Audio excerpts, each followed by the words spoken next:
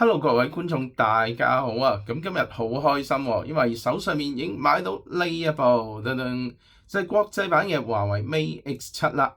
咁國際版嘅華為 Mate X7咧係使用基於 Android 開發嘅 EMUI 系統，咁所以亦都原生咁樣支援一啲 Android 嘅跑分軟件啦，例如 Geekbench 6或者 AnTuTu 咁樣。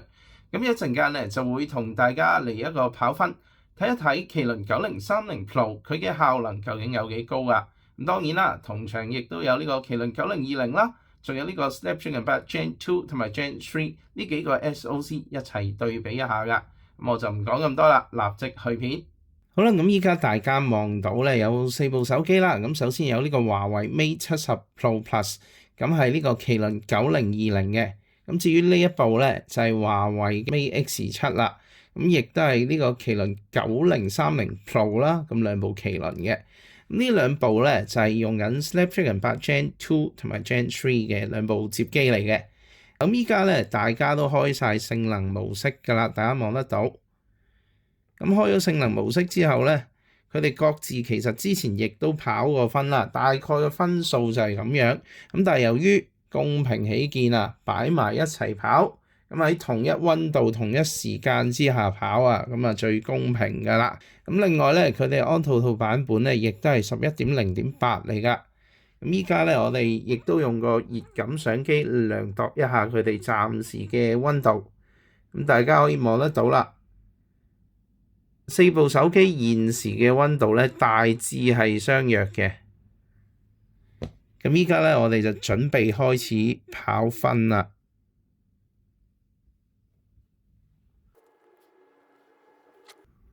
咁依家咧，我哋亦都準備用呢個熱感相機一路監察住啦。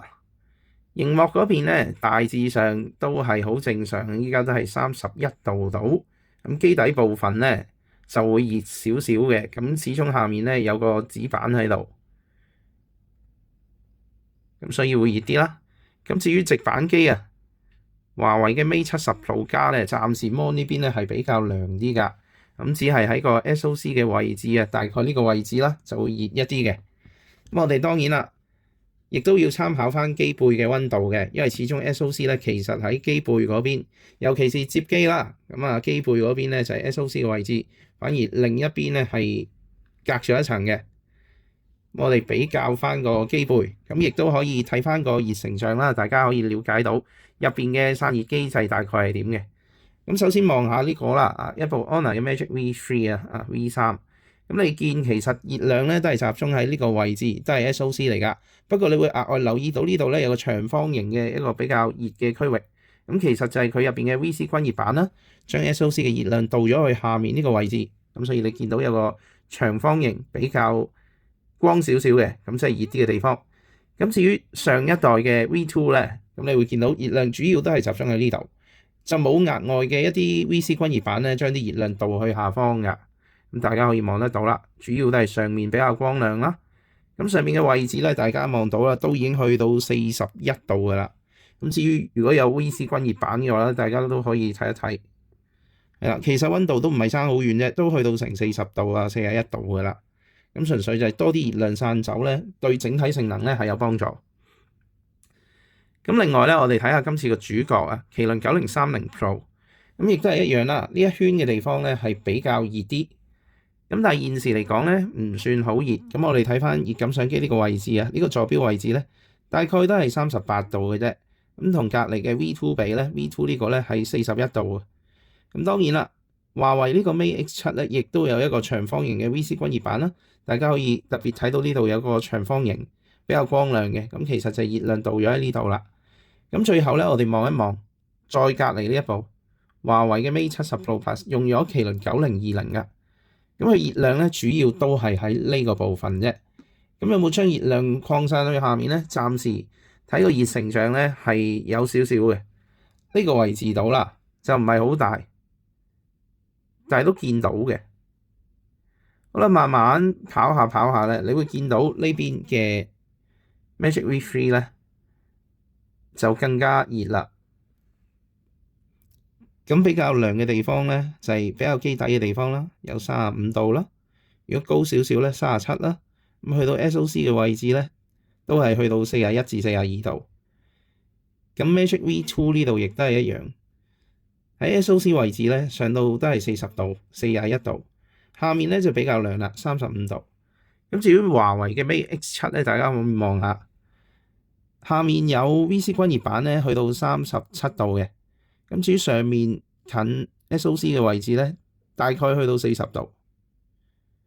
咁當然啦，直板機咧涼快啲嘅，你見到下面咧33度，咁近 SOC 嘅位置咧就37度。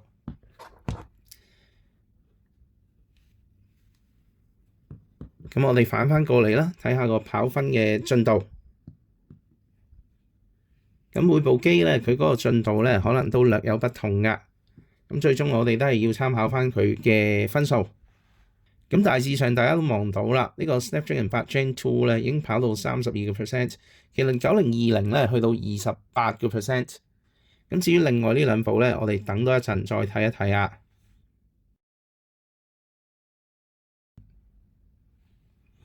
咁繼續咧，我哋更新一下佢嘅表面溫度啊。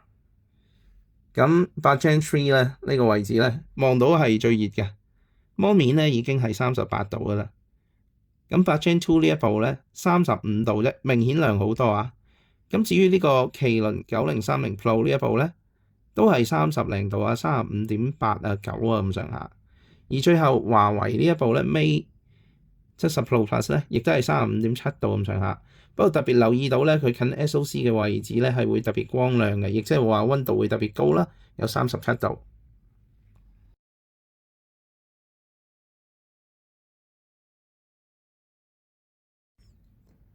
好啦，咁大家望得到啦，最先完成咧係呢個 Snapdragon 8 Gen 2嘅機器，咁你會見到咧係184萬分嘅，咁而個溫度升幅大家亦都望到啦，由31度去到40度，用咗5% 嘅電量，係啦，竟然係8 Gen 2跑完先嘅，咁啊大家係咪覺得好神奇咧？啊，點解個 Gen 3仲未跑完咧？咁係咪會低分過去咧？咁當然就唔會啦，咁大家密切留意埋。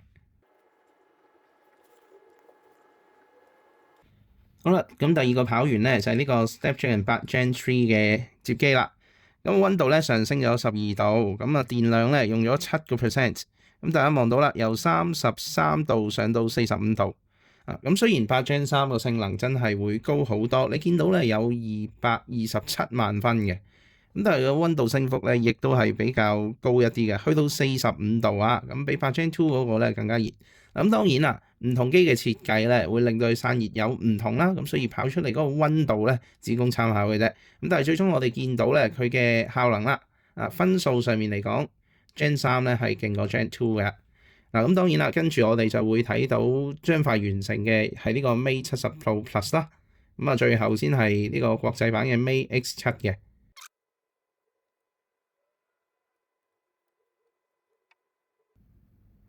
咁依家我哋望到呢個華為 Mate 70 Pro Plus 啦，咁有129萬分嘅，個成績咧都算唔差噶啦。咁大家可以比較下啦，上一代麒麟9020咧，如果喺 CPU 嘅速度嚟講咧，其實比 Gen 2略慢少少啦，比 Gen 3咧再慢啲。咁至於喺 GPU 上面咧，就真係比較弱啲啦，只有呢個8 Gen 2嘅一半嘅啫。咁而記憶體咧都係稍弱少少，而最後呢個 UX 咧當然亦都係會爭啲啦。咁但係其實用起身嘅體驗咧就冇乜特別問題㗎啦。你話佢會唔會特別發熱啊，或者特別食電咧？又唔覺嘅。一般用咧都非常流暢。咁一般嘅遊戲咧亦都係玩得到。咁當然大型遊戲咧就開唔到高畫質啦，就要校翻低。好啦，咁最後我哋等埋呢個華為嘅 Mate X7 啦。咁麒麟9030 Pro 今次跑出嚟咩嘢成績咧？咁大家望到啦，有172萬嘅。咁個成績咧，同之前129萬比咧，就真係進步咗好多噶啦。咁華為聲稱咧，都係有40% 嘅效能進步。咁依家我哋測出嚟咧，大致上都係正確嘅。咁而且咧，真係唔係靠鴻蒙系統，即使我哋依家喺 Android 系統都好啦，跑翻出嚟都真係有類似嘅結論嘅。咁 CPU 嘅速度嚟講咧，冇話特別提升好多嘅啫。大家望到啦，由呢個49咧去到50。咁但係喺 GPU 上面咧提升就非常之大啦，大家望到啦，本身係261,397嘅，依家變咗483,287，升幅係非常巨大嘅。咁至於記憶體方面，亦都係升幅巨大，甚至咧佢記憶體速度咧係會比8 Gen 2同埋 Gen 3咧更加快㗎。咁喺呢度咧都爭翻啲分翻嚟啊！咁最後 UX 嘅部分亦都係一樣啦，Mate X7 嘅 UX 嘅跑分咧亦都係比之前高嘅。咁當然你話同8 Gen 2、Gen 3嚟比咧，都係爭少少。咁另外咧，大家都留意到一樣嘢啦，喺兩部嘅華為手機入邊咧，都係冇呢個溫度記錄喺度噶，咁係測唔到溫嘅佢。咁我哋就真係要靠佢原先嘅電量同埋依個電量嚟比較一下啦。咁最終呢個 Mate X7 嘅用電量咧係6%啦，而 Mate 70 Pro Plus 咧係用咗7%嘅電嘅。咁對比翻 Snapdragon 呢邊咧，其實亦都係差唔多7%啦，呢個就5%啦。嗱咁當然啦，就咁睇嚟講咧，我哋就見到今期嘅麒麟9030 Pro 啊，係咪啱啱比呢個 Snapdragon 8 Gen 2渣少少咧？咁呢家咁樣跑分出嚟，好似就係啦。不過大家亦都要考慮一樣嘢嘅。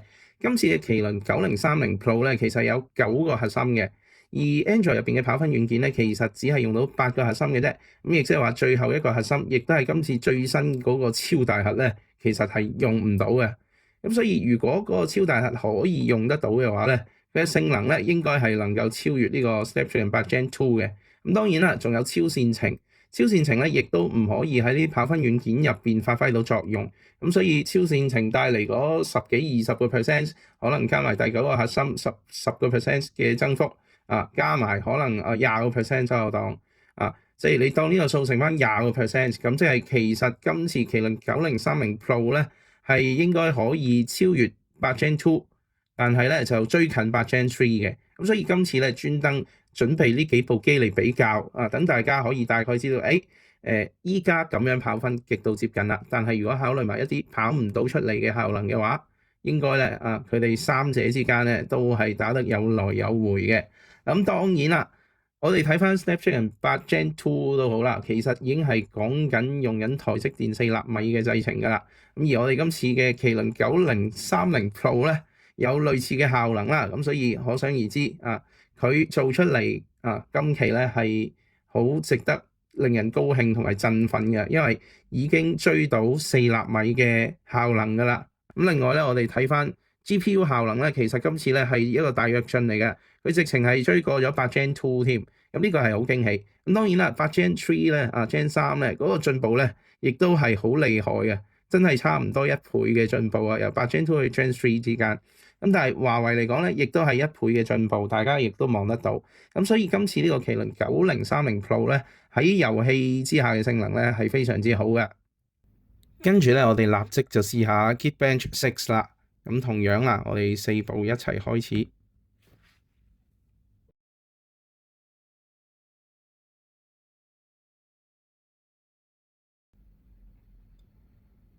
好啦，今次跑 Geekbench 6咧就好正常啦，真係8 Gen 3咧首先跑完嘅，單核2117分啦，多核咧係6306分嘅。咁當然啦，我哋睇埋呢個8 Gen 2啦，亦都跑完啦，咁分數略為低少少，單核咧1958分，多核咧5189分。咁你見 Gen 2同 Gen 3之間咧係有差異嘅，咁但係你話係咪好巨大嘅差異咧？咁喺 Geekbench 6入邊嚟講咧，就唔係好巨大嘅啫。咁我哋等埋兩部華為手機完成咗之後咁究竟麒麟9030 Pro 個表現又如何咧？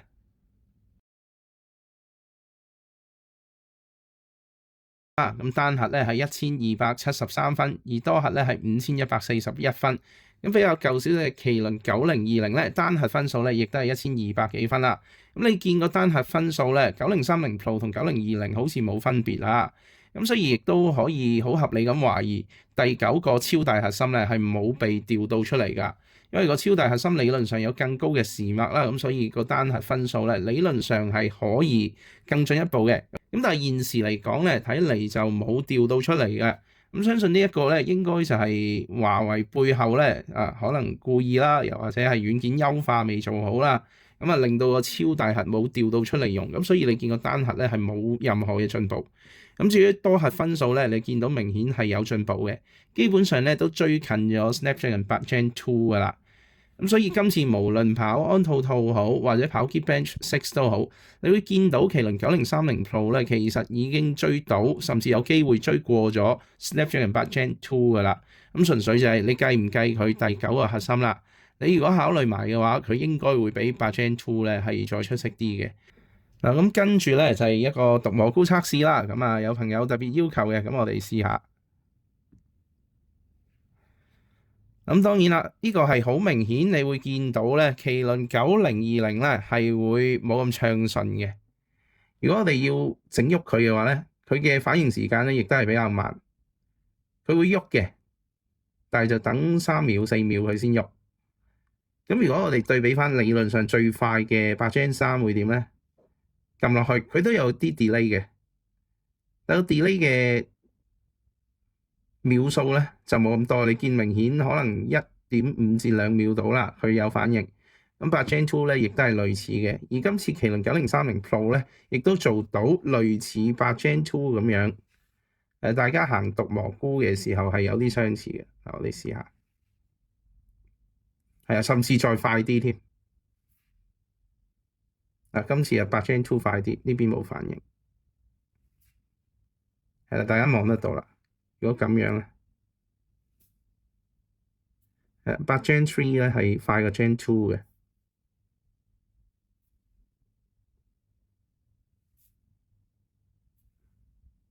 咁表現上嚟講咧，你見大家都差不多嘅，其實呢3部。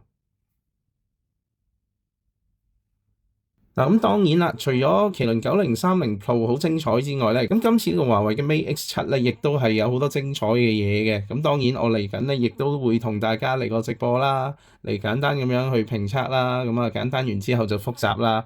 咁會同大家測到盡為止㗎啦。咁我今日嘅分享咧就嚟到呢度啦。鍾意條片嘅話，可以去點讚、留言、分享同埋訂閱返我嘅頻道。下次再見，拜拜。